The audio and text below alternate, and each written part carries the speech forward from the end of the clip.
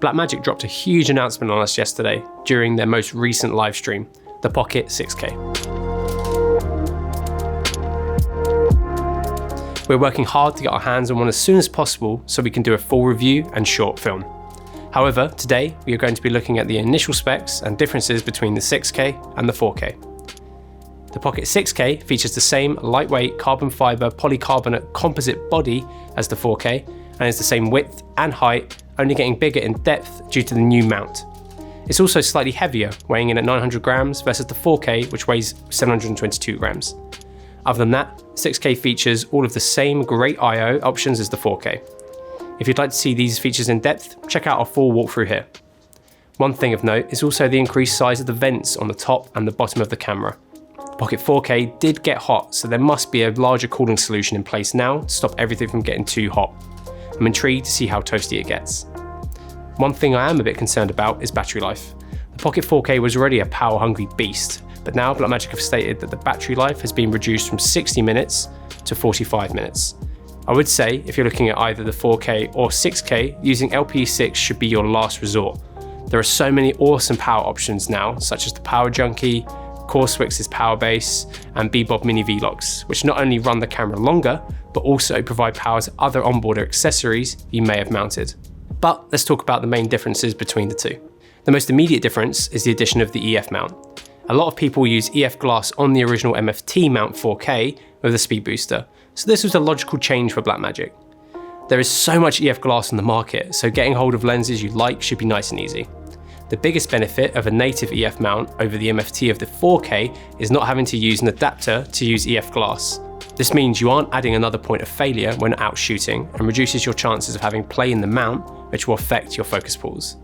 However, one downside of the EF mount over the MFT is the increased flange distance. This means that now you are more limited to what lenses you can mount on the camera, whereas the shorter MFT flange meant you could mount a huge array of vintage or even cinema lenses with the correct adapter. Personally, I wish they could have used Canon's new RF mount, as I believe this should become the new standard in the low to mid-end interchangeable lens camera market because of its speed, flexibility, and short flange depth. But enough about the mount, let's look at the heart of the new camera, the 6K sensor. The new sensor looks to be a 6K Super 35-ish powerhouse. It measures in at 23.10 by 12.99mm with a resolution of 6144 by 3456. It's not quite as large as the Ursa Mini G2's 25.34 by 14.25mm sensor, but is a decent amount bigger than the 18.96 by 10mm sensor in the Pocket 4K. This means that you're looking at a crop factor of 1.63 in comparison to full frame.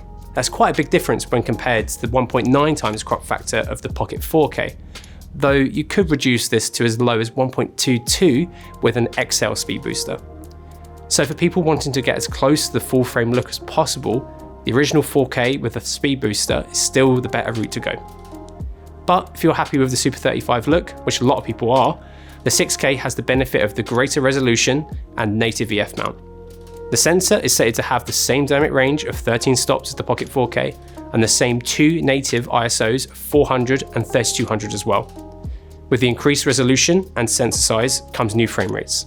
Like the 4K, the 6K features both Blackmagic RAW and ProRes, but has a range of differences when it comes to frame rates.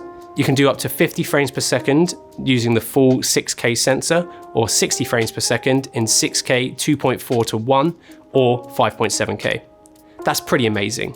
You'll also be able to shoot 60 frames per second in a 3.7K 6x5 anamorphic mode. Hopefully they add a range of anamorphic D-squeezes in camera. You can also shoot up to 120 frames per second in 2.8K 17:9, which is awesome. These frame rates are a big improvement over the 4K and will really put some pressure onto the other camera manufacturers to up their game. With new frame rates and resolutions come new data rates. With the increase of resolution and frame rates, so have the data rates. Like the Pocket 4K, the 6K features a UHS 2 SD port, a CFast 2.0 port, and a USB-C 3.1 Gen 1 port. This gives you a range of options when recording. This is good because these new data rates are massive when compared to the Pocket 4K. For example, 6K 3:1 at 30p is 325 megabytes per second, whereas the Pocket 4K in DCI 4K is 3:1 at 30p is 135 megabytes per second. That's a big jump, and you'll need some beefy media to record these data rates. However, one thing does concern me, and that's the 50p data rates. So if my maths is correct, using Blackmagic's data on their website, 6K 3:1 at 50 frames a second will be 538 megabytes per second. And Q0, which is their variable bitrate RAW option, could go as high as 805 megabytes per second.